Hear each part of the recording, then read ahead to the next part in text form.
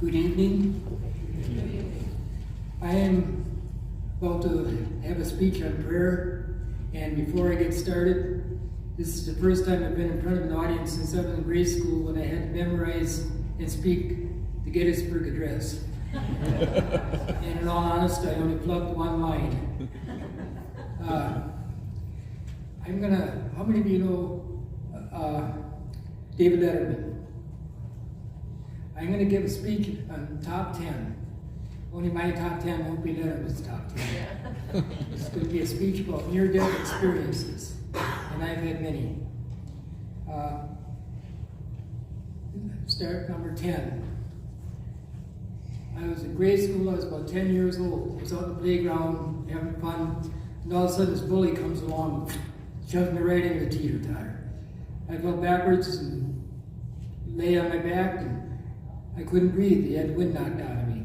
That's a scary experience you don't want to ever go through. Number 9. I worked for Thriftway, which is now Marwood. And we had to haul a big backhoe.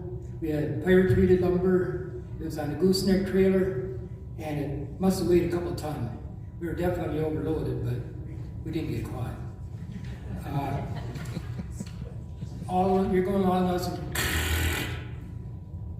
the center or the spindle on the front axle dislodged, and the only way to get the truck to stop was to stop the truck.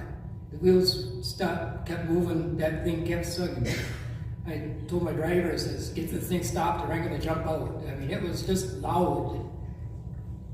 We got it to stop, and he disconnected the rear part of it and threw it in the back of the truck, and away we went again.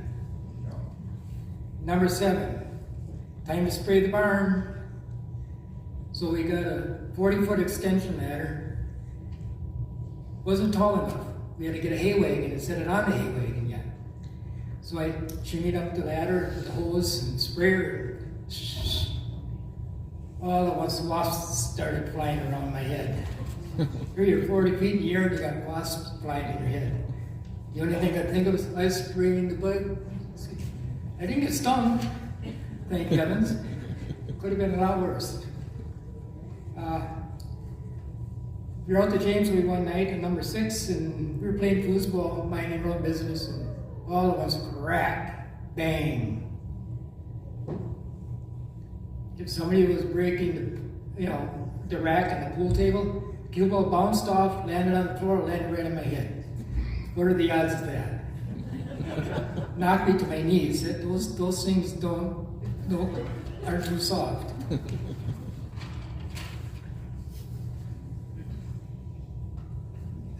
Number 5.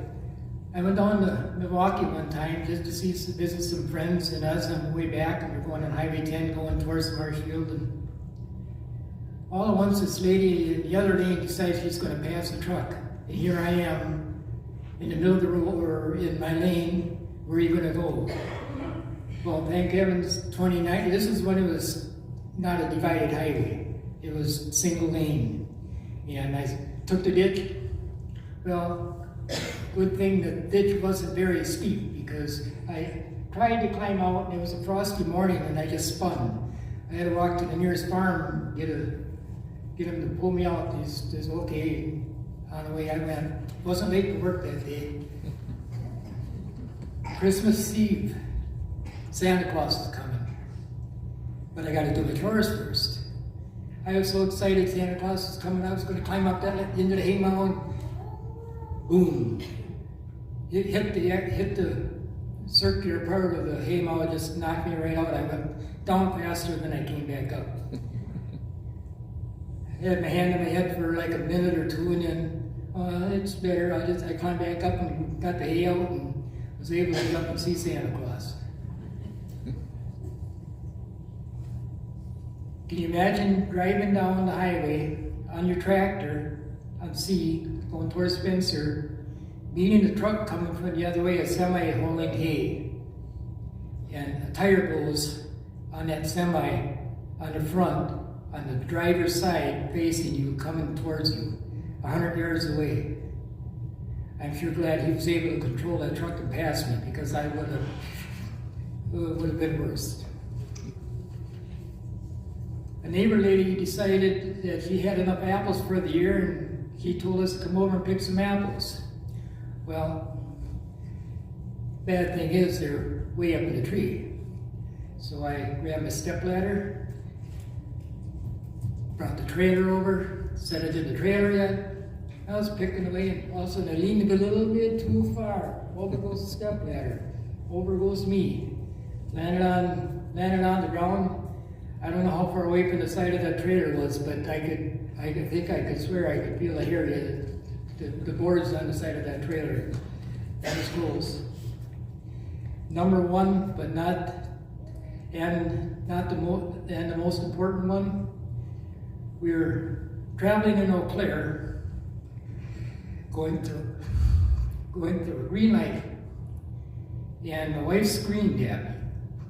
So I turned to my right, and I saw a car coming through the red light, barreling through the red light. I slammed on the brakes, and I bet my car was inches into the intersection before I got to the stop.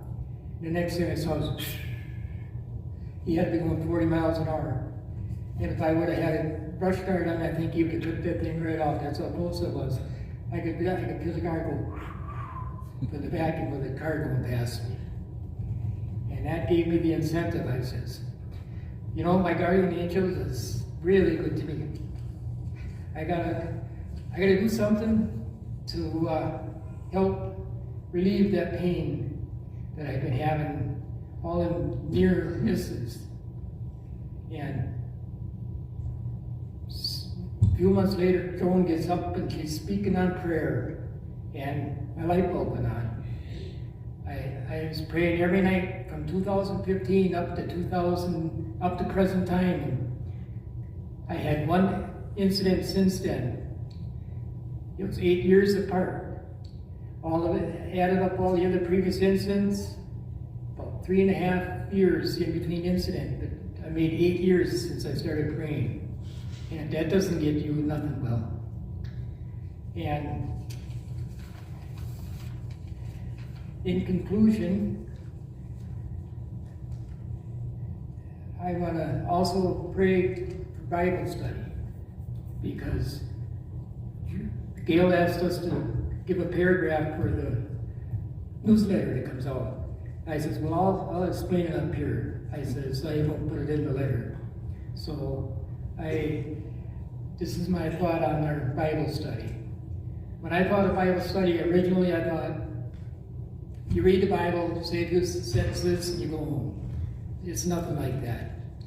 The people are so friendly. The same people come every week, and they get along with one another. They make jokes to one another. They dissect the Bible together.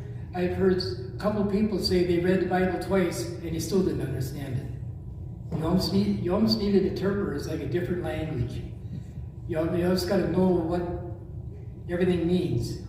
And this Bible study preacher Gary, on Monday night, he's so funny. He'll in the middle of dissecting a label or a line, he'll make a joke about it and get you laughing. And it's the nicest feeling to know that you can have fun doing Bible study. So, and in my closing statement, I'm going to say what Pastor Gary does before and after every Bible study. His one-liner is, and everybody says, Amen. I didn't hear you. Everybody says, Amen. Thank you.